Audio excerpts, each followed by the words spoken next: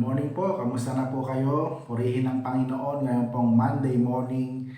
Isa na namang edisyon ng morning devotion ng ating matutunghayan buhat po sa ating pinakamamahal na iglesia, ang Crossroad United Methodist Church. Sa umagang ito ay nagpapatuloy tayo sa pagtalakay sa mga disciple ni Jesus at ngayon po ay nasa 11 na tayo, si Tadeo. Sabi po sa Juan 14:22-23, tinanong siya ni Judas, hindi si Judas Iscariote, Panginoon, bakit po sa amin lamang kayo nagpapakita ng lubusan at hindi sa sanglibutan? Sumagot si Jesus, ang umiibig sa akin ay tumutupad sa aking salita. Kiibigin siya ng aking Ama at kami tatahan at maninirahan sa Kanya. So sino po ba si Tadeo, mga kapatid? Si Tadeo na kilala rin sa tawag na Judas na anak ni Santiago ay minsan lang naitalang nagsalita at iyon ay isang tanong. Panginoon, bakit po sa amin lamang kayo nagpapakilala ng lubusan at hindi sa sanglibutan? May nagsabi na mas makikilala na ang pagkatao ng isang tao sa kanyang mga tanong kaysa kanyang mga sagot.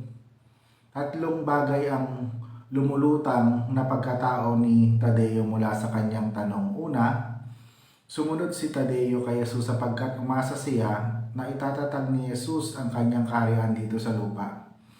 Malaki ang pag-asa ni Tadeo na maging dakilang leader as si Jesus sapagkat kahit saan siya magpunta ay dinunubog siya ng tao. Daig pa ni Jesus ang isang superstar. So marahil kaya naisip ito ni Tadeo dahil palasak na ang ating Panginoon at kahit saan siya magpunta ay naririnig niya yung pangalan ng ating Panginoon. Pangalawa, si Tadeo ay may tunay na malasakit sa kanyang kapwa.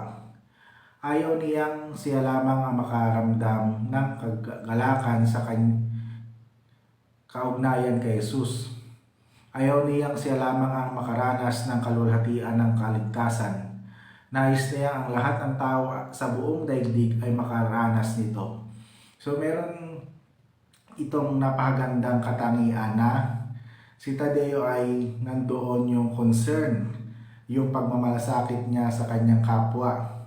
Na ayaw niya na siya lamang yung mabless, kundi ang nais niya ay maraming tao ang mailapit sa paanan ng ating Panginoon. At yung pangatlo, si Tadeo ay may kumpletong tiwala sa kapangyarihan ni Jesus. Naniniwala si Tadeo na magagawa ni Jesus na abutin ang buong mundo at naniniwala rin si Jesus ay kailangang makilala at tanggapin ang buong mundo bilang Panginoon at tagapagligtas. So si Tadeo ay tinawag na Judas, anak ni Santiago ay tinaguriang the forgotten saint. Hindi siya masyadong napansin sapagkat siya ay maipakilala kay Judas Iscariote. Ngunit hanggang sa kasalukuyang kamatayan, sinikap ni Tadeo na ipakilala si Jesus sa buong mundo. So nakita natin dito yung commitment, yung passion, yung desire ni Tadeo na bagamat hindi masyadong nakikita, hindi masyadong napapansin, tuloy-tuloy pa rin siya sa paglilingkod sa ating Panginoon. Dahil ang pinaka big audience niya dito ay walang iba kundi ang ating Panginoon.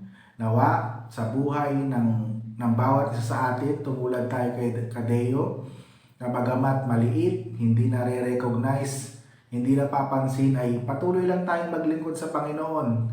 Dahil ang big audience natin, walang iba kundi ang ating Panginoon. Nakikita niya ang ating mga ginagawa at ang lahat ng ito ay hindi nawawalan ng kabuluhan para sa ating Panginoong Diyos na pinaglilingkuran. Tayo ay manalangin. Pinupuri ka namin at pinasasalamatan sa umagang ito ng Monday. Isa na namang edisyon ng morning devotion ng aming napakinggan buhat sa iyo. Salamat po sa panibagong buhay at kalakasan na patuloy na ipinagkakalam niyo sa bawat isa sa amin. Muli mo kaming in-invite at katagpuin ka sa mga oras na ito sa pamamagitan ng iyong anak na si Tadeo, na kung saan nakita namin yung pagnanais niya na maraming tao ang mailapit sa iyo at hindi siya pumayag, na siya lamang yung makasumpong ng mga blessing, ng mga pagpapala buhat sa iyo. Kaya sa umagang ito ng Monday, samahan nyo kami, ingatan nyo kami, at nawa tulad kami ni Tadeo na hindi lamang kami yung pagpalain, kundi idisa din ang aming puso na may mga tao kaming ilalapit at dadalhin sa iyong paanan. Salamat po Panginoon, patubayan niyo po kami sa buwan ng araw na ito. Pinagpipray namin sa iyo ang lahat ng mga nanonood, nakikinig sa mga oras na ito. Alaman po ang panalangin ng kanilang puso, ipatuloy niyo pong ipagkaloob sa kanila. At nawa maramdaman nila yung iyong presensya, yung iyong kadakilaan sa kanilang mga buhay.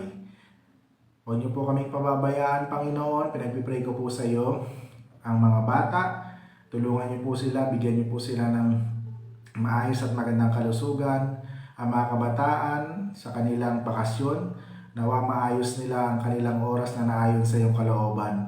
Ang mga nanay at tatay na nagtatrabaho, ingatan niyo po sila, Panginoon. Pagpalain at proteksyonan. Ganoon din po ang mga kapatid namin na mga senior citizen. Tulungan niyo po sila, bagamat prone na sila sa mga iba't ibang sakit at karamdaman, pagpalain niyo po sila at patuloy na palakasin. Pinagpipray din namin sa iyo ang aming minamahal na bansa, ang aming mga nanunungkulan sa aming pamahalaan, nawa ay isagawa nila ang kanilang tungkulin na naayon sa iyong kalooban at nang may katapatan. Salamat po Panginoon, we pray na maging successful, victorious kami sa kabuuan ng araw na ito. At huwag niyo po kaming iiwan at pababayaan. Ito po ang aming panalangin sa pangalan ni Jesus na aming Panginoon. Amen. Kaya natapos na naman tayo sa isa na namang edisyon ng Morning Devotion para sa umaga ito ng Monday. Isa sa mga tinalakay natin sa umagang ito ang disciple ng ating Panginoon na si Tadeo. Sa kabila na siya ay hindi kilala, sa kabila na tila baga hindi siya nakita ng hindi kasing sikat ng mga ibang disciple, pero ganun pa man nagpatuloy siya sa paglilingkod sa Panginoon, at ang pinaka big audience niya walang iba kundi ang ating Panginoon. Nawa ma-inspire tayo sa kanyang buhay, magpatuloy tayo sa paglilingkod, may nakakakita man at wala. Subalit ang ating Amang nasa langit ay nakikita ang anumang ating ginagawa para sa Kanya. So mula po dito sa Crossroad United Methodist Church, ito po ang inyong lingkod, Pastor Moses. Lagi nagsasabing ang Diyos ay mabuti, hindi lamang noon, hindi lamang ngayon, kundi sa mga susunod pang panahon. Hanggang sa muli, God bless everyone. Paalam!